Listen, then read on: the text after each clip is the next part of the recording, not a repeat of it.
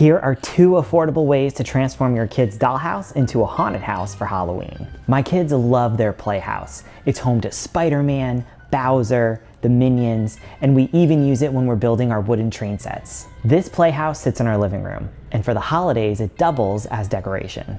For Halloween, we transform it into a haunted house. Here are 2 easy ways to transform your kid's dollhouse for Halloween without destroying it. One of the easiest ways we do this is with these bats. These plastic bats are reusable. We put them all over our walls and we cover this house. You can bend their wings to give them a 3D effect and also some movement. While these bats come with their own adhesive, I recommend using these sticky dots.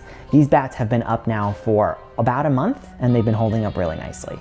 Now it's time to transform this house into a haunted house. We're gonna use wax paper or parchment paper to cover the windows. I bake a lot, so these are always in our house. Cut out parchment or your wax paper into shapes that resemble the shape of the windows, because you're gonna be covering them, and then tape them up on the inside of the house so that they fully cover the windows. And I love these lights. They're super bright, they change color, and they're operated with a remote.